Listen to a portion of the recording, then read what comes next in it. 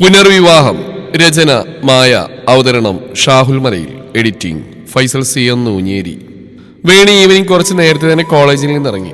അവൾ ഒരു ഓട്ടോക്കാണ് പാർക്കിലേക്ക് പോയത്. പാർക്കിനുള്ളിലേക്ക് കയറിയപ്പോഴേ കണ്ടു എൻട്രൻസിൽ നിന്ന് വലിയ അകലെയല്ലാതെ ഒരു ഇരിപ്പിടത്തിൽ നന്ദനെയും കൂടെ ഹരീഷിനെയും.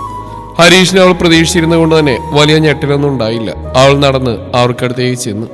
ജീൻസും ഒരു ബ്രൗൺ കളർ ഷർട്ടും ഇട്ട് മുടി പോണിറ്റയിൽ കെട്ടി അങ്ങേയറ്റത്ത് നടന്നു വരുന്നവളെ കണ്ട് ഹരീഷും നന്ദനെ ഇരിപ്പിടത്തിൽ നിന്ന് എണീറ്റു. വേണി അവരുടെ മുന്നിലായി വന്നു നിന്നു. കണ്ടുപരിചയമുള്ള വേണിയിൽ നിന്നും കുറച്ചുകൂടെ സുന്ദരിയായും ആത്മവിശ്വാസത്തോടെയുമാണ് അവളെന്ന് തോന്നി അവർക്ക്. ആരാധ്യം മിണ്ടുമെന്ന ആശയക്കുഴപ്പത്തിലോ അല്ലെങ്കിൽ എന്തു പറഞ്ഞു തുടങ്ങുമെന്ന സംശയത്താലോ ഹരീഷും നന്ദനെ ഒരു പരിങ്ങലോടെ ചെയ്തുപോയ കാര്യങ്ങൾ മനസ്സിലുള്ളത് കൊണ്ട് തന്നെ ഇപ്പോഴും വേണിക്കുമ്പിൽ നിൽക്കാനും മുഖത്ത് നോക്കി സംസാരിക്കാനുമുള്ള ധൈര്യം അവർക്കുണ്ടായിരുന്നില്ല. വേസ്റ്റാക്കി എൻ്റെ കയ്യിൽ സമയം തീരെയില്ല. പറയാനുള്ളത് എന്താണെന്ന് വെച്ചാൽ എനിക്ക് പോവായിരുന്നു. ഒട്ടും മയമില്ലാതെ വേണി പറഞ്ഞപ്പോൾ രണ്ടാളും പരസ്പരം വല്ലായ്മയോടെ നോക്കി. നമുക്ക് അങ്ങോട്ടിരിക്കാം. ഹരീഷ് അടുത്ത് തന്നെയുള്ള മുഖാമുഖം ഇരുന്ന് സംസാരിക്കാൻ കഴിയുന്ന തരത്തിലുള്ള ചെയർ ചൂണ്ടിക്കാണിച്ചുകൊണ്ട് പറഞ്ഞു. മറുത്തൊന്നും പറയാതെ വേണിയും പിന്നാലെ അവരും അവിടെ ചെന്നിരുന്നു. വേണി വരുമെന്ന് പ്രതീക്ഷിച്ചിരുന്നില്ല. ഒരുപാട് നന്ദിയുണ്ട് വന്നതിന്. ഒരുപക്ഷെ വേണിയോട് സംസാരിക്കാൻ കഴിയാതെ പോയിരുന്നെങ്കിൽ അത് ഞങ്ങൾക്ക് ഒരുപാട് പ്രയാസം നൽകുമായിരുന്നു. ഹരീഷ് പറഞ്ഞുകൊണ്ടിരുന്നു നിർത്തി തുടർന്നു. വേണി, ഞങ്ങള് ഈ സൺഡേ ഞങ്ങളുടെ മാരേജാണ്. അമ്മയുള്ളപ്പോൾ തന്നെ ഉറപ്പിച്ചു വെച്ചതാ. അന്ന് ആ കാര്യങ്ങളുണ്ടായതിനു ശേഷം എല്ലാവരും ഒരുമിച്ചെടുത്ത ഡിസ്കഷനാ. ഹരീഷ് കുറച്ചധികം പ്രയാസത്തോടെ അവളോട് പറഞ്ഞു. കാര്യങ്ങൾ മുമ്പ് തന്നെ വേണിക്കറിയാമായിരുന്നുകൊണ്ട് ആൾക്ക് വലിയ പുതുമയോ ഞെട്ടലോ തോന്നിയില്ല.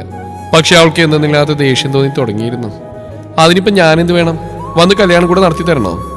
അവൾ ചോദിച്ചു. ഹരീഷ് നന്ദനയെ നോക്കി. ഞങ്ങൾ ചെയ്ത മാപ്പറിക്കാത്ത തെറ്റാണെന്നറിയാം. ഒരിക്കലും അതൊന്നും വേണിക്ക് മറക്കാനോ പൊറുക്കാനോ കഴിയില്ലെന്നും അറിയാം. പക്ഷേ മാപ്പ് ചോദിക്കല്ലാതെ വേറെ ഞങ്ങൾ കഴിയില്ല. ചെയ്തല്ല എത്രമാത്രം തെറ്റാണെന്ന് ഇപ്പം മനസ്സിലാവുന്നുണ്ട്. കുറ്റബോധമുണ്ട്. വേണിക്ക് ഞങ്ങളോടുള്ള ദേഷ്യം ഇഷ്ടക്കേട് ന്യായമാണ്. എത്ര വേണമെങ്കിലും ശപിച്ചോളൂ. ആ ശാപത്തിന് ഞങ്ങൾ അർഹരാണ്. നന്ദന ഒഴുകി വന്ന കണ്ണീര് തുടച്ചു. മുഖം നൽകാതെ ഇരിക്കുന്നവളെ നോക്കിക്കൊണ്ട് തുടർന്നു. അന്ന് ഡിവോഴ്സ് കഴിഞ്ഞപ്പോൾ തന്നെ എല്ലാവരുടെ മാരേജ് തീരുമാനിച്ച. ചെറിയ രീതിയിൽ നിശ്ചയവും കഴിഞ്ഞതാ. അടുത്ത മാസത്തേക്കായിരുന്നു കല്യാണം വെച്ച്. അതിനിടയ്ക്ക് അമ്മായിക്ക് ഇങ്ങനെയൊന്നും പ്രതീക്ഷിച്ചതല്ല. നന്ദന പറയുന്നതിനിടയിൽ അടുത്തിരിക്കുന്നവന്റെ മനപ്രയാസം അറിഞ്ഞെന്നോണം അവൾ അവന്റെ കൈവിരലിൽ കോർത്തു പിടിച്ചു. അടുത്ത മാസം വരെ കാക്കുന്നില്ല. ഈ ഞായറാഴ്ച ദേവിയുടെ അമ്പലത്തിൽ വെച്ച് താലി കെട്ടാന്ന് വെച്ചു. അതിനുമുമ്പ് വേണിയെ കണ്ട് ക്ഷമ ചോദിച്ചില്ലെങ്കിൽ ഒരിക്കലും സമാധാനം കിട്ടില്ല. വേണിയുടെ താലി ഇറക്കാൻ കാരണമായത് ഞാനാ. മഹാഭാവം ചെയ്തു പോയി. എന്തെങ്കിലും പുറത്തിറങ്ങണം. നന്ദന കൈ രണ്ടും കൂപ്പി പിടിച്ച അവൾക്ക് മുമ്പിൽ അവളുടെ രണ്ട് കണ്ണുകളിൽ നിന്ന് കണ്ണീരൊഴുകുന്നുണ്ടായിരുന്നു. വേണി അപ്പോഴും മുഖമുയർത്തിയില്ല. ഒന്നും മിണ്ടിയതുമില്ല. വേണി, ഹരീഷ് അവളെ വിളിച്ചു. ഞാൻ നല്ലൊരു ഭർത്താവായിരുന്നില്ല. നിന്നോടൊരു ആത്മാർത്ഥയും കാണിച്ചിട്ടില്ല. ഒരിക്കലും ഒരു പെണ്ണിനും ഒരു ഭാര്യയ്ക്കും സഹിക്കാനോ പൊറുക്കാനോ കഴിയാത്ത തെറ്റുകൾ ചെയ്തു പോയി. നിന്റെ സ്നേഹത്തിനോ ആത്മാർത്ഥതയ്ക്കോ ഞാൻ ഒരിക്കലും അർഹനായിരുന്നില്ല. ഞാൻ ചതിയാണ് ചെയ്തത്. എനിക്ക് മാപ്പ് ചോദിക്കാനോ നിന്റെ മുമ്പിൽ വന്ന് നിൽക്കാനുള്ള യോഗ്യത പോലും ഇല്ല. എങ്കിലും ഞാൻ മാപ്പ് ചോദിക്കുകയാണ്. നിന്നെ വേദനിപ്പിച്ചതിന്, വിശ്വാസവഞ്ചന ചെയ്തതിന് മാപ്പ്, മാപ്പ്, മാപ്പ്. ഹരീഷ് ആ ചെയറിൽ നിന്ന് ഊർന്ന് നിലത്തേക്കിരുന്ന് കണ്ണീരോടെ പറഞ്ഞു. വേണിയുടെ ചുണ്ടിൻ കോടന്ന് കോടി. തന്റെ മുന്നിൽ തെറ്റുകൾ ഏറ്റുപറഞ്ഞ് മാപ്പ് ചോദിച്ചുകൊണ്ട് കരയുന്നവനെ കണ്ടിട്ടും അവൾക്ക് അലിവൊന്നും തോന്നിയില്ല. സ്നേഹം കൊണ്ട് ചതിക്കപ്പെട്ടവളുടെ മനസ്സിന് അത്ര വിശാലതയുണ്ടായിരുന്നില്ല. മുന്നിലുള്ള രണ്ടുപേരും അവരുടെ മനസ്സ് ആറും വരെ കരഞ്ഞു തീർത്തു കഴിഞ്ഞ് തളർച്ചയോടെ ഇരുന്നു. ഇപ്പോഴും മൗനമായിരിക്കുന്നവളെ അവർ ദയനീയമായി നോക്കി. കഴിഞ്ഞെല്ലാം ഞാൻ മറന്നിട്ടില്ല. അതൊന്നും മറക്കാൻ എനിക്ക് കഴിയില്ല. എന്നാൽ ആ വേദനയിൽ നിന്ന്, അന്നത്തെ ആ മോശ അവസ്ഥയിൽ നിന്ന് ഞാൻ എന്നെ മൂവ് ഓൺ ചെയ്ത് കഴിഞ്ഞു. എന്ന് വെച്ച് ഞാൻ നിങ്ങളുടെ ക്ഷമ സ്വീകരിക്കുകയോ മാപ്പ് നൽകുകയോ ഇല്ല. കാരണം ആ അവസ്ഥയിൽ നിന്ന് മൂവ് ഓൺ ചെയ്തേ ഉള്ളൂ. ഞാൻ അനുഭവിച്ച വേദനയും അപമാനവും ഒന്നും മാഞ്ഞു പോവുകയോ ഇല്ലാതാവുകയോ ചെയ്യുന്നില്ല. ഇന്നും എല്ലാം വ്യക്തമായിട്ട് എൻ്റെ ഉള്ളിലുണ്ട്. എല്ലാം കുഴിയെത്തി തോണ്ടിയെടുക്കാൻ എനിക്കൊട്ടും താല്പര്യമില്ല. ഇപ്പോഴുള്ള ലൈഫിൽ ഞാൻ ഹാപ്പിയാണ്. പിന്നെ നിങ്ങൾ കല്യാണം കഴിക്കുകയോ കഴിക്കാതിരിക്കുക എന്തുവേണം ചെയ്തോളൂ. അതൊന്നും എന്നെ ബാധിക്കുന്ന കാര്യങ്ങളല്ല. ഇപ്പം എനിക്ക് മനസ്സിലാവുന്നുണ്ട്. ഒരുമിക്കേണ്ടത് നിങ്ങളായിരുന്നു. ഞാനായിരുന്നു നിങ്ങൾക്കിടയിലേക്ക് കയറി വന്നു. എന്തായാലും എല്ലാം ശരിയായി വന്നല്ലോ. നന്നായി. എല്ലാം നേരാവണ്ണം നടക്കട്ടെ. ഞാനെന്തായാലും ഇനി നിങ്ങൾക്കിടയിൽ വരില്ല. അതിനൊരു ശാപമായി പോലും. അത്ര പോലും നിങ്ങൾ ഓർക്കാനോ നിങ്ങൾക്കിടയിലേക്ക് വരാനോ ഞാൻ ഇഷ്ടപ്പെടുന്നില്ല. പിന്നെ ഇനി എന്നെ വിളിക്കുകയോ കാണാൻ ശ്രമിക്കുകയോ ചെയ്യരുത്. അത്രതെങ്കിലും പ്രതീക്ഷിക്കുന്നു. ഇത് പറയാൻ വേണ്ടി കൂടി ഞാൻ വന്നു. അപ്പൊ ശരി, ഗുഡ് ബൈ. അത്രയും അവരുടെ മുഖത്ത് നോക്കി ഉറപ്പോടെ പറഞ്ഞുകൊണ്ട് അവൾ തിരിഞ്ഞു നടന്നു. ഹരീഷും നന്ദനയും സ്തബ്ധരായി അവിടെ നിന്നു. വേണി തിരിഞ്ഞു നോക്കുക പോലും ചെയ്യാൻ നടന്നു. പാർക്കിന് വെളിയിലെത്തിയതും ഒരു ഓട്ടോക്ക് കയറിപ്പോന്നവൾ. അവൾക്ക് മനസ്സിനൊരു ആശ്വാസം തോന്നുന്നുണ്ടായിരുന്നു. കഴിഞ്ഞ കുറെ കാലങ്ങളായി മനസ്സിൽ ഒരുപാട് പൊത്തിപ്പിടിച്ച് ജീവിക്കുകയായിരുന്നു. ഇന്നുവരെ കാണാൻ തയ്യാറായി തന്നെ തൻ്റെ ഉള്ളമൊന്ന് തണുപ്പിക്കാൻ വേണ്ടി മാത്രമാണ്. കുറച്ചെങ്കിലും രണ്ടാളുടെയും മുഖത്ത് നോക്കി പറയാൻ കഴിഞ്ഞതിൽ അവൾക്ക് സന്തോഷം തോന്നി. താനൊരു സാധാരണ പെൺകുട്ടിയാണ്. ഭർത്താവ് വേറൊരുത്തിയെ സ്നേഹിച്ചാലും കാമിച്ചാലും അത് പുറത്തും കണ്ടില്ലെന്ന് നടിച്ച് അവരെ സ്നേഹിക്കാൻ മാത്രം കഴിയുമെന്ന് അവൾക്കില്ല. എല്ലാം മറന്നവരെ വിഷയാൻ മാത്രം വിശാലതയുമില്ല. മറ്റെന്തിനേക്കാളും ആത്മാഭിമാനത്തിന് അങ്ങേയറ്റം മൂല്യം കൽപ്പിക്കുന്ന ഒരു സ്ത്രീക്ക് അതൊരിക്കലും സാധ്യമല്ല. അടുത്ത ഞായറാഴ്ച രാവിലെ 7:30 8-നുമുള്ള മുഹൂർത്തത്തിൽ നന്ദനയുടെ നാട്ടിലുള്ള ദുർഗാദേവിയുടെ നടയിൽ വെച്ച് ഹരീഷ് ചന്ദനയെ താലിയാർത്തി. ചുറ്റും അമ്മയൊഴികെ എല്ലാവരുമുണ്ട്. എല്ലാ മുഖങ്ങളിലും സന്തോഷം തന്നെയാണ്. സുഗുണൻ നന്ദനയുടെ കൈ ഹരീഷിന്റെ കൈയിലേക്ക് ഏൽപ്പിച്ചു. ഹരീഷ് അവളെയൊന്ന് നോക്കി. ചെറുചിരിയോട് അവൾ അവനെ നോക്കി. കഴിഞ്ഞതെല്ലാം വേണിയെ കണ്ടതടക്കം എല്ലാവരും മനഃപൂർവ്വം വിട്ടുകളഞ്ഞിരുന്നു. അല്ലെങ്കിൽ വേണി അവർക്ക് മാപ്പ് കൊടുക്കുമെന്നോ എല്ലാം മറന്ന് അവരോട് സംസാരിക്കുമെന്നോ അന്ന് അവർ പ്രതീക്ഷിച്ചിരുന്നില്ല. ഈ വിവാഹത്തിന് മുമ്പ് അവളെ ഒന്ന് കണ്ട് തെറ്റുകളേറ്റ് ക്ഷമ ചോദിക്കണമെന്നേ അവർക്കുണ്ടായിരുന്നുള്ളൂ. അത് സാധിച്ചതിൽ അവർ തൃപ്തരാണ്. ഇനി എന്തെങ്കിലും മാപ്പ് നൽകാൻ വേണിക്ക് സാധിക്കുമെങ്കിൽ അത്രമാത്രം മതി. ഇങ്ങോട്ട് വാടാ, ഇവിടെ വാ, വരാൻ. പാവേ, വരാനാ പറഞ്ഞ്, നീ വന്നോട്ടോ. കയ്യിൽ കിട്ടിയ ഏതോ കമ്പും പിടിച്ച് ശ്യാമിനെ വിളിക്കുകയാണ് രാധിക. സന്ധ്യയുടെ പുറകിൽ ഒളിച്ചുകൊണ്ട് അവൻ കരയാനും ചിരിക്കാനും കഴിയാതെ അമ്മയെയും കയ്യിലെ വടിയെയും വിറയലോടെ നോക്കി. വേണിയാമലും പൊട്ടിവരുന്ന ചിരി കഷ്ടപ്പെട്ട് കടിച്ചു പിടിച്ചുകൊണ്ട് നിൽക്കുകയാണ്. സന്ധ്യയാണെങ്കിൽ അമ്മയ്ക്ക് മോനിടയിൽ പെട്ടും പോയി. രാധിക സന്ധ്യയെ പിടിച്ചു മാറ്റിക്കൊണ്ട് ഞൊടിയിടയിൽ നീണ്ട കമ്പ് അവന് നേരെ വീശി. പിന്നിലേക്ക് ചാടിക്കൊണ്ട് അവൻ ഒച്ച വെച്ചു. അമ്മ സോറി അമ്മ, പ്ലീസ്, ഞാൻ ഈ പെണ്ണിനെ നോക്കൂല അമ്മ, അയ്യോ അടിക്കല്ലേ അമ്മ. ഇടത്തും വലത്തുമായി ചാടിക്കൊണ്ടവൻ അടികളിൽ നിന്ന് കഷ്ടിച്ച് രക്ഷപ്പെട്ടുകൊണ്ടിരുന്നു. മതി രാധികെ, നീ അവനെ തല്ലാതെ മതി, പറഞ്ഞു തീർക്കേണ്ട കാര്യങ്ങളല്ലേ ഉള്ളൂ. സന്ധ്യ രാധികയെ തടഞ്ഞുകൊണ്ട് പറഞ്ഞു. അമൽ വേണിയെ കണ്ണു കാണിച്ചുകൊണ്ട് ചുണ്ടുകൂട്ടി. ഇപ്പോഴും ചട്ടുകത്തിനടിക്കുന്ന അമ്മ പറയുന്ന കേട്ടില്ലേ എന്നാണ് ആ നോട്ടത്തിന്റെ ആക്ഷനും അർത്ഥം. വേണിയൊന്ന് തലയാട്ടി. അതെ അമ്മേ, അമ്മ ഒരു വാക്ക് പറഞ്ഞായി, പറഞ്ഞതിനെ ഞാൻ നന്നായിക്കോളാം അമ്മേ. അടിയുടെയും വടിയുടെയൊന്നും ആവശ്യമില്ല, ഞാൻ കേട്ടോളാം. ശ്യാം ഇപ്പോഴും ഒരകലം പാലിച്ചുകൊണ്ട് പറഞ്ഞു. സന്ധ്യ രാധികയുടെ കയ്യിലെ കമ്പ് ദൂരേക്ക് എറിഞ്ഞു. അതോടെ അമ്മ ഒരു ഭാഗത്തും മകൻ മറ്റൊരു ഭാഗത്തുമായി നിലയുറപ്പിച്ചു. രാധിക ശ്യാമിനെ ദഹിപ്പിച്ചു നോക്കി. ശ്യാം നിഷ്കളങ്കതയും ദയനീയതോ ആവോളം മുഖത്തിട്ട് അമ്മയെ നോക്കി. ഇനി നീ പെമ്പിള്ളേരെ പിന്നാലെ നടക്കുവാടാ? ഇല്ല, നിർത്തി, ഇതോടെ നിർത്തി. ഞാനിനി ജീവിതത്തിൽ പെണ്ണിന്റെ എന്നല്ല ആണിന്റെ പിറകെ പോലും നടക്കില്ല. രാധിക ചോദിച്ചവും ശ്യാം ഉറപ്പെടുത്തു. ഇനിയെങ്ങാനും നീ നടക്ക്, അപ്പൊ തരാ ഞാൻ. മനുഷ്യനെ നാണം കെടുത്താൻ. ആ പെങ്കൊച്ചിന്റെ അച്ഛൻ വന്നതിനോട് കാര്യം പറഞ്ഞാൽ തൊലി ഉരിഞ്ഞു പോയി. രാധിക നെറ്റിയിൽ കൈ കൊടുത്തു പറഞ്ഞു. ശ്യാമിന് ആ സമയം ആ പെണ്ണിനെ നല്ലോണം സ്മരിച്ചു. ശരിയാക്കി തരാടി നിന്നെ, അവൻ മനസ്സിൽ പറഞ്ഞു. ഇല്ല, അവൻ ഇനി അങ്ങനെയൊന്നും ചെയ്യില്ല. പാവേ, മോൻ ഇനി അങ്ങനെയൊന്നും ചെയ്യരുതേ. സന്ധ്യ പറഞ്ഞപ്പോൾ അവൻ അനുസരണയോടെ തലകുലുക്കി. 3-4 വീട് അപ്പുറയുള്ള ഒരു പെൺകുട്ടി കോളേജിൽ പോകുന്നു. കോച്ചിങ് ക്ലാസ്സിലേക്ക് ഇറങ്ങുന്ന ശ്യാമിന്റെ മുന്നിലൂടെയാണ്. ഒറ്റ നോട്ടത്തിൽ തന്നെ ചെക്കൻ അവളെ ബോധിക്കുകയും അവളെ വളക്കാനുള്ള പണികളും തുടങ്ങി. ആദ്യമെല്ലാം വലിയ മൈൻഡ് ചെയ്യാതിരുന്ന പെൺകുട്ടിക്ക് പക്ഷെ ഫോണിൽ മെസ്സേജും കോളും വന്നു തുടങ്ങിയതോടെ അവനൊരു ശല്യമായി. ആൾ വീട്ടിൽ അച്ഛനോട് കാര്യം പറഞ്ഞു. അച്ഛൻ നേരെ വീട്ടിലെത്തി. SI ആയ ഏട്ടനെ കണ്ട് സംസാരിക്കാനാണ് ആള് വന്നതെങ്കിലും രാധിക മാത്രമേ അന്നേരം വീട്ടിലുണ്ടായിരുന്നുള്ളൂ. കാര്യങ്ങൾ അറിഞ്ഞതും രാധികക്ക് വിറഞ്ഞു കയറി. വേണിയുടെ വീട്ടിലേക്ക് പോയവന്റെ അടുത്തേക്ക് കിട്ടിയ കമ്പ് കൊണ്ടാണ് അവർ ചെന്നത്. ഉമ്മറത്തിരിക്കുന്നവന്റെ തുടയിൽ കണ്ട് കിട്ടിയത് അവനകത്തേക്ക് ഓടി. പിന്നാലെ അമ്മയും. അവനോട് കത്തിവെക്കിയായിരുന്ന വേണി അമലും ആദ്യം കണ്ണുമിഴിച്ചെങ്കിലും അവര് ഓടി പിറകെ. അപ്പോഴേക്കും ശ്യാം സന്ധ്യക്ക് പുറകിൽ ഒളിച്ചിരുന്നു. സന്ധ്യ കാര്യം ചോദിച്ചതും രാധിക എല്ലാം പറഞ്ഞു. അപ്പോഴാണ് അടി വന്ന വഴി ശ്യാമിന് തന്നെ മനസ്സിലായത്. അടിയും രണ്ടമ്മമാരുടെ ഉപദേശം കഴിഞ്ഞിരിക്കുന്നവരുടെ അടുത്തേക്ക് വേണി അമലും ചെന്നു. അടക്കി പിടിച്ച് ചിരിയോടെ രണ്ടിനെയും കണ്ടത് അവൻ കണ്ണുരുട്ടി. വല്ലാണ്ട് ചിരിക്കണ്ട, നീയാണ് അവിടെ നമ്പരെന്നൊന്നും ആർക്കും അറിയില്ല. ഞാനത് പറഞ്ഞാലുണ്ടല്ലോ ആന്റിയുടെ കയ്യിൽ നിന്ന് നിനക്കും കിട്ടും. അവൻ ഭീഷണി മുഴക്കിയതും അമലിന്റെ ചിരി താനേ നിന്നു. ഓഹോ, അപ്പൊ നീയാണ് നമ്പർ കൊടുത്ത്? വേണി അമലിനെ നോക്കി ചോദിച്ചു. അവനൊന്ന് പരിങ്ങി. എനിക്കറിയോ ഈ ശ്യാമേട്ടത്തിനാ ചോദിച്ചെന്ന് അവൻ പറഞ്ഞു. അവളൊന്ന് മൂളി. പിന്നെ ശ്യാമിന് നേരെ തിരിഞ്ഞു. നിനക്ക് വേറെ പണിയില്ലായിരുന്നോ പെൺപിള്ളേരെ വെറുപ്പിക്കാൻ? വെറുപ്പിക്കല്ല, നോയിക്കോ, അവളെ വളച്ചിരിക്കും. ഇത് ശ്യാമിന്റെ വാശിയാ. എന്നാ നിനക്ക് ഇനിയും കിട്ടും തല്ല്. ചൊടിയോടെ പറയുന്നവരെ നോയിക്കൊണ്ട് വേണി പറഞ്ഞു. അമലാണെങ്കിൽ ഇനിയും തനിക്കും കിട്ടും ഈ പേര് തല്ലെന്ന് ഓർത്തിരുന്നു. അവന്റെ സ്കൂൾ മേറ്റ് കൂടിയാണ് ശ്രുതി. നമ്പർ ചോദിച്ചപ്പോൾ കാര്യം പോലും ചോദിക്കാതെയാണ് താൻ എടുത്തു കൊടുത്തത്. അവൻ ശ്യാമിനെ ഭീതിയോടെ നോക്കി. ഹർഷ 2 ദിവസമായി വീട്ടിൽ വന്നിട്ട് ഒരു കേസിന്റെ ആവശ്യമായി അയാൾ ആലപ്പുഴ വരെ പോയതാണ്. അവനില്ലാത്തതുകൊണ്ട് തന്നെ ശ്യാം അവിടെ വിലസുകയാണെന്ന് പറയാം. രാവിലെ വേണി കോളേജിലേക്ക് ഇറങ്ങുന്ന സമയം തന്നെ ശ്യാം കോച്ചിങ് സെന്ററിലേക്ക് ഇറങ്ങി. സാധാരണ അവരെല്ലാം പോയി കഴിഞ്ഞിട്ടാണ് അവൻ ഇറങ്ങാറ്. എന്നാൽ ഇപ്പൊ അവന് മറ്റൊരു ഉദ്ദേശം കൂടിയുണ്ട്. വേണി ഗേറ്റ് കടന്നേ കണ്ടു. ശ്യാം റോഡിൽ നിൽക്കുന്നു. ബ്ലാക്ക് ടീഷർട്ടും ബാഗി പാന്റുമാണ് വേഷം. സൈഡ് ബാഗ് തോളിലൂടെ ഇട്ട് അതിന്റെ സ്ലിങ്ങിലൂടെ തെരിപ്പിടിച്ച് അക്ഷമയോടെ നിൽക്കുകയാണ്. ഞാനങ്ങോട്ട് വരാൻ നിൽക്കായിരുന്നു. നീ എന്താ ലേറ്റായത്? അവളെ കണ്ടത് അവൻ ചോദിച്ചു. ഞാൻ ലേറ്റൊന്നല്ല, നീ കുറച്ച് നേരത്തെയാ. ഓ നടക്ക്. അവൻ അവളുടെ കൈത്തണ്ടയിൽ പിടിച്ചു വലിച്ച് മുന്നോട്ട് നീങ്ങി. ശ്രുതിയുടെ വീടടുത്തും അവൻ വേണിയോട് ഓരോന്ന് ചോദിക്കാനും പറയാനും തുടങ്ങി. വേണി കാര്യം അറിയാവുന്നതുകൊണ്ട് അവൾക്ക് ചിരി വന്നു. അവന്റെ കട്ടായം കണ്ടിട്ട് ശ്യാമോളി കണ്ടിട്ട് ശ്രുതിയുടെ വീട്ടിലെ സിറ്റ് ഔട്ടിലേക്ക് നോക്കി. സിറ്റ് ഔട്ടിൽ ന്യൂസ് പേപ്പർ വായിക്കാണ് കക്ഷി. അവൻ വേണിയോട് ഉറക്ക വർത്തമാനം പറഞ്ഞുകൊണ്ട് ഒന്നുകൂടെ ചേർന്ന് നടന്നു. ശ്രുതി പത്രത്തിൽ നിന്നും തലയുയർത്തി. അവനെ കണ്ട തല വീണ്ടും പത്രത്തിലേക്ക് പൂഴ്ത്തി. ശ്യാമോൾ കണ്ടത് മനസ്സിലായതോടെ സന്തോഷത്തോടെ വേണിയെ നോക്കി. ചിരി കടിച്ചമർത്തി നിൽക്കുന്നവളെ അവൻ പുച്ഛിച്ചു. അവന്റെ മാത്രം ബുദ്ധിയാണതിന് പിന്നിൽ. പരസ്യമായി അമ്മയുടെ വഴക്കുമടിയും കിട്ടിയതിന്റെ അപമാനത്തിൽ നിന്നുണ്ടായ പ്രതികാരം. ഇപ്പോൾ ശ്യാം ശ്രുതിയെ ശ്രദ്ധിക്കാറേയില്ല. അതുമാത്രമല്ല, അവളുടെ മുന്നിലേക്ക് വേണിയുടെ കൂടെ ഒളിപ്പിച്ച് നടക്കും. അതും പോരാഞ്ഞ് വേണിയുടെയും അമലിന്റെയും ഫോണിൽ തങ്ങൾ ഒരുമിച്ചുള്ള ഒരു 100 ഫോട്ടോസെങ്കിലും ദിവസം ശ്രുതിക്ക് മാത്രമായി എന്നും സ്റ്റാറ്റസ് ഇടിയിപ്പിക്കും. ഏതെങ്കിലും രീതിയിൽ അവൾ ഇനി ഇറിറ്റേറ്റ് ചെയ്യാനാണ് അവന്റെ തീരുമാനം.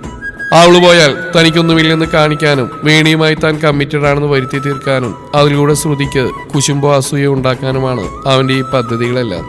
ശ്യാമിന്റെ ബ്ലാക്ക്മെയിലിന് മുമ്പിൽ അമലും ഇമോഷണൽ ബ്ലാക്ക്മെയിലിൽ വേണിയും കീഴടങ്ങുകയും ചെയ്തു.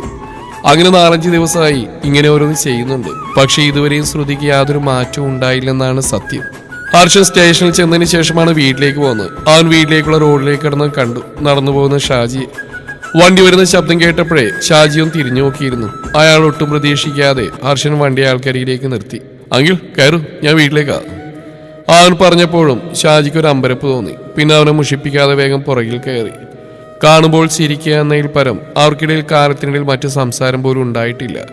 അതിനുവേണ്ടി ശ്യാം ഇടപഴകലുണ്ട്. അവന്റെ കോച്ചിങ് സെന്ററിലും ദിവസവും ഭക്ഷണം കഴിക്കാൻ ഫ്രണ്ട്സിനൊപ്പം വരികയും അവിടെ അല്ലറ ചില്ലറ പണികളോ ഇടയ്ക്ക് കുരുത്തക്കേടോ ചെയ്യും. കുറച്ച് ദിവസങ്ങൾ കൊണ്ട് തന്നെ അവനുമായി നല്ലൊരു ആത്മബന്ധവുമുണ്ട്. ഷാജി മുന്നിലിരിക്കുന്നവനെ ശ്രദ്ധിച്ച് ശ്രദ്ധയോടെ വണ്ടി ഓടിക്കുകയാണ്. അങ്കിളുടെ ബൈക്ക് എവിടെ? സാധാരണ അതിലല്ലേ പോവാറ്? അവൻ ചോദിച്ചു. അതുപോലെ വണ്ടി വർക്ക്ഷോപ്പിലാ, ചെറിയൊരു പ്രശ്നം. അയാൾ പെട്ടെന്ന് തന്നെ മറുപടി നൽകി. അപ്പോഴേക്കും ആറ് വീടിനുമ്പിൽ എത്തിയിരുന്നു. ഷാജി അവിടെ ഇറങ്ങി. അപ്പോഴേക്കും ഉമ്മറത്തിരുന്ന് വർത്തമാനം പറയുകയായിരുന്ന സന്ധ്യയും രാധികയും അവരെ കണ്ട് അങ്ങോട്ടേക്ക് ചെന്നു. നിങ്ങൾ ഒരുമിച്ചാണോ വന്നേ? രാധിക ചിരിയോടെ ചോദിച്ചു. സന്ധ്യക്കാണെങ്കിൽ ചെറിയൊരു അത്ഭുതമായിരുന്നു ആ കാഴ്ച. ഞാൻ നടന്നു വരുമ്പോൾ മോനിങ്ങോട്ട് വരികയായിരുന്നു. ഷാജി സന്തോഷം മറച്ചു വെക്കാതെ പറഞ്ഞു. ഹർഷൻ സന്ധ്യയോടൊന്ന് ചിരിച്ച ശേഷം വീട്ടിലേക്ക് വണ്ടി ഓടിച്ചു പോയി. ഞാനും ചെല്ലട്ടെ എന്നാ, ചേക്ക 2 ദിവസമായില്ലേ പോയിട്ട്. രാധികയും അവരോട് യാത്ര പറഞ്ഞ പുറകെ വീട്ടിലേക്ക് നടന്നു. രാധിക ചെന്നപ്പോഴേക്കും ഹർഷൻ ബാത്റൂമിൽ കയറിയിരുന്നു. ഹർഷ, നിനക്ക് കഴിക്കാനെടുത്ത് വെക്കട്ടെ? അവർ ഡോറിൽ തട്ടിക്കൊണ്ട് ചോദിച്ചു. വേണ്ട, ഒരു കട്ട മതി, അവൻ വിളിച്ചു പറഞ്ഞു. ഹർഷൻ കുളിച്ചു വന്നപ്പോഴേക്കും രാധിക ചായ ഉണ്ടാക്കി വെച്ചു. മധുരം കുറച്ച് കടുപ്പത്തിലെ ഒരു കട്ടൻ ചായ. ഹർഷൻ ചായ ഒരു ഇറക്കി കുടിച്ചുകൊണ്ട് ലിവിംഗ് റൂമിലേക്ക് ചെന്നു. പിന്നെ TV ഓൺ ചെയ്ത് ന്യൂസ് ചാനലൊന്ന് വെച്ചു. രാധിക അവനടുത്തേക്ക് ചെന്നിരുന്നു. അതെ, ഷാജി ഒരു കാര്യം പറഞ്ഞിരുന്നു. ദേ, മീനമ്മ ചേർത്തിയുടെ വീണ്ടും മുമ്പിലുള്ള ആ ഒഴിഞ്ഞ തൊടി വിൽക്കാനിട്ടിരിക്കുകയാണെന്ന്. 12 സെന്റ് ഉണ്ട്. ഞാൻ വീട് വെക്കുന്ന കാര്യം പറഞ്ഞപ്പോഴാ ഷാജി പറഞ്ഞ് നീ ഒന്ന് അന്വേഷിക്കുക. അത് ഷാജിക്കറിയുന്ന കൂട്ടര് തന്നെയാ. വില ഒക്കെയാണെങ്കിൽ വാങ്ങിക്കാൻ നമുക്കത്. രാധിക കാര്യം പറഞ്ഞപ്പോൾ ഹർഷം വോളിയം കുറച്ച് വെച്ച് പറയുന്ന കേട്ടു. അവൻ ചിന്തിക്കുന്ന കണ്ടപ്പോൾ രാധിക വീണ്ടും പറഞ്ഞു. നല്ല സ്ഥലവും ആൾക്കാരൊക്കെയാ, നല്ല വെള്ളമുണ്ട്. വില ഒക്കെയാണെങ്കിൽ അതങ്ങ് വാങ്ങിക്കാടാ. സ്ഥലം വാങ്ങിയാലും എഴുപിടിന്ന് വീട് പണി നടക്കില്ലല്ലോ. വാങ്ങിച്ചിട്ടാ പതിയെ ഓരോ പണിയായി തുടങ്ങാം. രാധികയുടെ താല്പര്യം കണ്ടപ്പോൾ അവനൊന്ന് അവരെ നോക്കി. നല്ല അയൽപ്പക്കമായതുകൊണ്ടാണ് അമ്മയ്ക്ക് ഇത്ര ഇൻട്രസ്റ്റ് എന്നവന് മനസ്സിലായിരുന്നു. പക്ഷെ അവൻ ടൗണിൽ തന്നെ കുറച്ച് സ്ഥലം നോക്കി വെച്ചിരുന്നു. അമ്മയോടത് പറയാൻ നിന്നില്ല അവൻ. എന്തായാലും ആലോചിച്ച് തീരുമാനിക്കാമെന്ന് ഉറപ്പിച്ചവൻ. കൂടെ ആ സ്ഥലക്കാരെ അന്വേഷിക്കാമെന്നും. ഞാൻ അങ്ങളോട് ചോദിക്കാം, അവൻ പറഞ്ഞു. അതോടെ രാധികയ്ക്ക് വലിയ സന്തോഷം തോന്നി. കുടുംബപരമായി കിട്ടി കുറച്ച് സ്വത്തുവകകളും ആയ കാലത്ത് ഉണ്ടാക്കിയതും ചേർത്ത് ചെറിയൊരു സമ്പാദ്യമുണ്ട്. നല്ലൊരു സ്ഥലം വാങ്ങിയൊരു ചെറിയ വീട് വെക്കാൻ കുറച്ചായി അവർ പ്ലാൻ ചെയ്യുന്നു. അതിനിടയിൽ ഹർഷന്റെ ട്രാൻസ്ഫർ, ശ്യാമിന്റെ പഠനമൊക്കെ ആയത് അങ്ങനെ നീണ്ടുപോയി. കഴിഞ്ഞ ദിവസം സംസാരങ്ങൾക്കിടയിലാണ് രാധിക ഇക്കാര്യം സന്ധ്യയോടും ഷാജിയോടും പറഞ്ഞത്. അടുത്ത് എവിടെയെങ്കിലും നല്ല സ്ഥലമൊതുക്കത്തിൽ കിട്ടുകയാണെങ്കിൽ ഒന്ന് അറിയിക്കാൻ ഷാജിയോട് പറഞ്ഞെങ്കിലും അപ്പോൾ തന്നെ അയാൾ ഈ സ്ഥലം ഓർത്തെടുത്ത് പറഞ്ഞു. കേട്ടപ്പോൾ രാധികയ്ക്ക് നല്ല താല്പര്യം തോന്നി. ഇടയ്ക്കിടെ ഓരോ വീടുമാറിലായി അവർക്ക് മടുത്തു തുടങ്ങിയിരുന്നു. ഓരോ അയൽപ്പക്കവും പരിചയപ്പെട്ട് വരുമ്പോഴേക്കും ഇവിടുന്ന് മാറേണ്ടി വരും. ഇവിടെ തന്നെ വീട് വെക്കാൻ കഴിയുകയാണെങ്കിൽ അതിനെല്ലാം ഒരു പരിഹാരമാണ്. ലൈബ്രറിയിൽ നിന്ന് ആവശ്യമുള്ള പുസ്തകങ്ങൾ എടുത്തിറങ്ങി രണ്ടാളും ക്യാൻറ്റീനിലേക്ക് നടന്നു. ഇത്രയും മെനക്കേടാണ് PG എന്നറിഞ്ഞെങ്കിൽ ഞാൻ ഈ വഴിയെ വരില്ലായിരുന്നു. മടുത്തുപോയി. അഞ്ജന ചെയറിലേക്ക് ഇരുന്നുകൊണ്ട് തലക്ക് കൈ കൊടുത്തു. വേണിയും സമാന അവസ്ഥയിലാണ്. ഇടയ്ക്കിടെയുള്ള സെമിനാർ അവർ അത്രയ്ക്ക് വലയ്ക്കുന്നുണ്ട്. ഞാൻ കഴിക്കാൻ വാങ്ങിച്ചുകൊണ്ട് വരാം. വേണി അവളോട് പറഞ്ഞു. പിന്നെ ചെന്ന് 2 ചായക്ക് ഓർഡർ കൊടുക്കുകയും 2 പഴംപൊരി എടുത്ത് കൊണ്ടുവരികയും ചെയ്തു. പഴംപൊരിയും കഴിച്ച് ഓരോ വർത്തമാനവുമായി ഇരിക്കുമ്പോഴാണ് ജീവൻ അങ്ങോട്ട് വന്ന്. രണ്ടാളെയും കണ്ടതും അവൻ അവരുടെ അടുത്തേക്ക് ചെന്നു. അവനെ കണ്ടതും അഞ്ജന വേണിയെ നോക്കി ഒരു കള്ളച്ചിരി പാസാക്കി. അവൾ അഞ്ജനയെ കൂർപ്പിച്ച് നോക്കി. വരുന്നുണ്ടല്ലോ മോളെ, ഇങ്ങോട്ട് തന്നെയാ. അഞ്ജന പതിയെ അടക്കം പറഞ്ഞു. പിന്നെ ജീവനെ കണ്ടെന്ന പോലെ അവനോടൊന്ന് ചിരിച്ചു. ഇവനിത് എന്തിനാ ഇങ്ങോട്ട് വരുന്നത്? ക്യാൻറ്റീനിൽ സ്വൈര്യം തരില്ല. വേണി മനസ്സിൽ പിറുവിറുത്തു. അപ്പോഴേക്കും ജീവൻ അവരുടെ അടുത്തെത്തിയിരുന്നു. രണ്ടാളും ലൈബ്രറിയിൽ നിന്ന് എപ്പിറങ്ങി? ഞാൻ അവിടെ ഉണ്ടായിരുന്നു, കണ്ടില്ല നിങ്ങൾ പോകുന്നു. അഞ്ജനയുടെ അടുത്തുള്ള ചെയറിലേക്ക് ഇരുന്നുണ്ടാവും പറഞ്ഞു. അഞ്ജന വേണിയൊന്ന് അർത്ഥഭംഗമായി നോക്കി. ഞങ്ങളെപ്പോഴേ ഇറങ്ങി, എന്താടാ എന്തെങ്കിലും പറയാനുണ്ടോ? അഞ്ജന വേണിയെ നോക്കിക്കൊണ്ടൊരു ചിരിയോട് അവനോട് ചോദിച്ചു. ഏയ്, ഞാനൊരു ചായ പറഞ്ഞിട്ട് വരാം. പോകുന്ന പോക്കിൽ അവന്റെ നോട്ടം അലസമായ നോണം വേണിയിൽ തങ്ങി. അപ്പോഴേക്ക് അവർക്കുള്ള ചായ എത്തിയിരുന്നു. ജീവനൊരു ചായ പറഞ്ഞ് 3 ചിക്കൻ കട്ട്ലേറ്റുമായി വന്നു. ഒന്ന് അവനെടുത്ത് ബാക്കി 2 അവർക്ക് കൊടുത്തു. ആക്ച്വലി എനിക്ക് വേണിയോട് ഒരു കാര്യം പറയാനുണ്ട്. അവൻ ചായ ഒന്ന് മുത്തിക്കൊണ്ട് പറഞ്ഞു. വേണി അഞ്ജനയെ നോക്കി. അഞ്ജന കണ്ണു ചെമ്മിക്കൊണ്ട് അവളെ ആശ്വസിപ്പിച്ചു. ഞാൻ മാറിയിരിക്കണമെന്നാണോ നീ പറയുന്നത്? അഞ്ജന ചോദിച്ചു. ഏയ്, അങ്ങനെയല്ലടോ, ഒരു കാര്യം പറയാൻ. അവനൊരു മടി തോന്നി. എനിക്കൊന്നും കേൾക്കണ്ട, അഞ്ജന നീ വന്നേ, നമുക്ക് പോവാം. വേണി ചായ പോലും മുഴുവനാക്കാതെ എണീറ്റു. ജീവനതാകെ വല്ലായ്മയായി. അവൻ അഞ്ജനയെ നോക്കി. എടി നീ ഇരിക്കേ, നീ അവനെന്താ പറയാനുള്ളതെന്ന് കേൾക്കാദ്യം, ഞാൻ അവിടെയുണ്ട്. ആൾ വേണിയുടെ ഷോൾഡറിലും തട്ടിക്കൊണ്ട് ടേബിൾ മാറിയിരുന്നു. വേണിക്ക് ചെറിയ തോതിൽ ദേഷ്യം തോന്നി. എന്താ പറയാനുള്ളത്, വേം പറ. ആൾ കേൾക്കാൻ താല്പര്യമൊട്ടുമില്ലാതെ തിടുക്കം കൂട്ടി. അത് വേണി, നീ ദേഷ്യത്തിലാണെങ്കിൽ നമുക്ക് പിന്നെ സംസാരിക്കാം. അവൻ അങ്ങനെ പറഞ്ഞപ്പോൾ ആളൊന്ന് ശ്വാസം അയച്ച് കൂളാവാൻ ശ്രമിച്ചു. നീ കാര്യം പറ, എനിക്ക് ദേഷ്യമൊന്നുമില്ല. വേണി, എടോ, എനിക്ക് നിന്നെ ഇഷ്ടമാണ്. ക്ലാസ് തുടങ്ങി കുറച്ച് കഴിഞ്ഞപ്പോഴേ ഒരു അട്രാക്ഷൻ തോന്നി. പിന്നെ അതിപ്പോൾ കല്യാണം കഴിക്കാൻ മാത്രമുള്ളൊരു ഇഷ്ടമായി മാറി. തനിക്ക് ചിലപ്പോൾ വീട്ടിൽ വേറെ മാരേജൊക്കെ നോക്കുന്നുണ്ടാവും. അതാ പിന്നെ ഞാനിപ്പോൾ തന്നെ പറയുന്നു. പിന്നെ ഈ കാര്യം തനിക്ക് മുന്നേ മനസ്സിലായിട്ടുണ്ടാവും. എന്നോട് ഇഷ്ടമുണ്ടാവണമെന്നൊന്നുമില്ല, ബട്ട് ഞാൻ സിൻസിയറാണ്. താൻ പെട്ടെന്നൊരു നോ പറയാതെ നന്നായിട്ട് ആലോചിച്ച് മതി. ജീവൻ അവളുടെ കണ്ണുകൾ നോക്കി അത്രയും പറഞ്ഞതും വേണിക്ക് അവനോട് ദേഷ്യം നയഞ്ഞു. വളരെ മാന്യമായിട്ടാണ് അവൻ തന്നെ പ്രപ്പോസ് ചെയ്തിരിക്കുന്നത്. റിജക്റ്റ് ചെയ്യുമ്പോഴായാലും ആ റെസ്പെക്റ്റ് തിരിച്ചവനും കൊടുക്കേണ്ടതാണ്. അവളൊന്ന് ചിരിച്ചു. പിന്നെ പറഞ്ഞു തുടങ്ങി. ജീവൻ, എനിക്കിത് ആദ്യം തോന്നിയതാണ്. ഇങ്ങനെയൊരു മൊമെന്റ് ഞാൻ പ്രതീക്ഷിച്ചതുമാണ്. എടാ, എനിക്ക് നിന്നോട് ദേഷ്യം ഇഷ്ടക്കുറവൊന്നുമില്ല, പക്ഷെ അതുപോലെ തന്നെ പ്രേമവും ഇല്ല. ഇനിയോട്ട് പ്രേമിക്കുകയില്ല. ഈ കാര്യത്തിൽ എനിക്കൊരു സമയത്തിൻ്റെയോ ചിന്തിക്കേണ്ടയോ ആവശ്യമില്ല. എനിക്കൊരു സുഹൃത്ത്, ക്ലാസ്മേറ്റ് എന്നതിൽ കൂടുതലായി നിന്നെ കാണാൻ കഴിയില്ല. നീ അത് ആക്സെപ്റ്റ് ചെയ്യുന്ന കരുതുന്നു. ആൾ പറഞ്ഞു നിർത്തി. ജീവന്റെ മുഖം ആകെ മങ്ങിയിട്ടുണ്ട്. എങ്കിലും അവൻ കഷ്ടപ്പെട്ടൊരു പുഞ്ചിരി വരുത്തി ചുണ്ടിൽ. അവൻ പുഞ്ചിരിയോടെ തലകുലുക്കി. ശരി, ഞാൻ പോട്ടെ. അവൾ അപ്പോൾ തന്നെ പോവാൻ എഴുന്നേറ്റു. ബില്ല് പേ ചെയ്ത് നടക്കുമ്പോൾ അഞ്ജനവും തിരിഞ്ഞു നോക്കി. അവൻ ഇപ്പോഴും അവിടെ ഇരിക്കുകയാണ്. അവന് നല്ല സങ്കടമുണ്ടെന്ന് തോന്നുന്നു, അവൾ പറഞ്ഞു. വേണി പക്ഷെ തിരിഞ്ഞു പോലും നോക്കിയില്ല. വെറുതെ ഒരു ഹോപ്പ് കൊടുക്കാൻ പോലും എനിക്ക് വയ്യായിരുന്നടാ, അതാ ഇപ്പൊ തന്നെ നോ പറഞ്ഞ്. അവളത് പറഞ്ഞപ്പോൾ അഞ്ജന അവളെ ചേർത്ത് പിടിച്ച് നടന്നു. ക്യാൻറ്റീനിലെ വിൻഡോയിലൂടെ അവർ നടന്നു പോകുന്നത് അവൻ അവിടെ ഇരുന്ന് കാണുന്നുണ്ടായിരുന്നു. കുറച്ച് മാസങ്ങളാണെങ്കിലും മനസ്സിൽ അത്രയും ശക്തമായ ഇഷ്ടമായതുകൊണ്ടാവാം അവന് നല്ല വിഷമം തോന്നി. അവൻ ചായ ഒരു ഇറക്കി കുടിച്ചുകൊണ്ട് ശാന്തമാവാൻ ശ്രമിച്ചു. 2 ദിവസത്തെ ലീവ് എടുത്തിരിക്കുകയായിരുന്നു ഹർഷൻ. കുറച്ച് ദിവസത്തെ വിശ്രമമില്ലാതെ ജോലിയുടെ ഫലമായി അവന് ചെറിയ തോതിൽ ബാക്ക് പെയിൻ ഉണ്ട്. എങ്കിലും അമ്മ പറഞ്ഞ പ്രകാരം അവൻ ആ സ്ഥലത്തെക്കുറിച്ചൊന്ന് അന്വേഷിച്ചു. പിന്നെ ഷാജിയുടെ കൂടെ ഓണറുമായി ബന്ധപ്പെട്ടു. സ്ഥലം പോയി നോക്കിയപ്പോഴും അവന് ഇഷ്ടപ്പെട്ടു. അങ്ങനെ അത് വാങ്ങിക്കാൻ തന്നെ തീരുമാനിച്ചവൻ. അതിനു മുമ്പ് ശ്യാമിനോട് കൂടി ഒന്ന് പോയി നോക്കാൻ പറയണമെന്ന് ഉറപ്പിച്ചവൻ. രാത്രി ഡിന്നർ കഴിക്കുമ്പോഴാണ് അവൻ ശ്യാമിനോട് കാര്യം പറഞ്ഞ്. അമ്മ പറഞ്ഞ ആ സ്ഥലം ഞാൻ പോയി നോക്കി. ഓണറെ കണ്ട് സംസാരിക്കുകയും ചെയ്തു. നീ ഇവിടെ ഒന്ന് കണ്ടു നോക്ക്, നിനക്ക് ഓക്കെ ആണെങ്കിൽ ബാക്കി കാര്യങ്ങൾ നോക്കാം. ഏട്ടൻ പറഞ്ഞ അവൻ ശ്രദ്ധയോടെ കേട്ടു. പിന്നെ പറഞ്ഞു, നിങ്ങൾക്ക് ഇഷ്ടമായില്ലേ, ഇനിയിപ്പം ഞാൻ കാണണം. ഇവിടെ അടുത്ത് തന്നെയല്ലേ, അതങ്ങ് വാങ്ങിക്കാം. അല്ലെങ്കിൽ എനിക്കിനി സൺഡേ ഒഴിവുള്ളൂ, അന്ന് വേറെ പരിപാടിയുണ്ട്. അവൻ അലസമായി പറഞ്ഞത് പക്ഷെ ഹർഷന് ഇഷ്ടപ്പെട്ടില്ല. ഇവിടെ അടുത്തല്ലേ, രാവിലെ വൈകുന്നേരം എപ്പോഴാന്ന് വെച്ചാൽ പോയി കാണും. സൺഡേ വരെ കാക്കണ്ട, എന്നിട്ട് ആലോചിക്കാം വാങ്ങണമെന്ന്. അവൻ തീർപ്പ് കൽപ്പിച്ചതും ശ്യാമിനെ എതിർക്കാതെ സമ്മതിച്ചു. അടുത്ത ദിവസം തന്നെ അവൻ രാവിലെ തന്നെ എഴുന്നേറ്റ് അമലിനെയും വിളിച്ചുകൊണ്ടുവന്ന് ആ സ്ഥലം പോയി കണ്ടു. അവനവിടെ ഇഷ്ടപ്പെടുകയും ചെയ്തു. അയൽപ്പക്കൊന്നും മാറില്ലെന്നുകൊണ്ട് തന്നെ അവൻ ആദ്യമേ താല്പര്യമുണ്ടായിരുന്നു.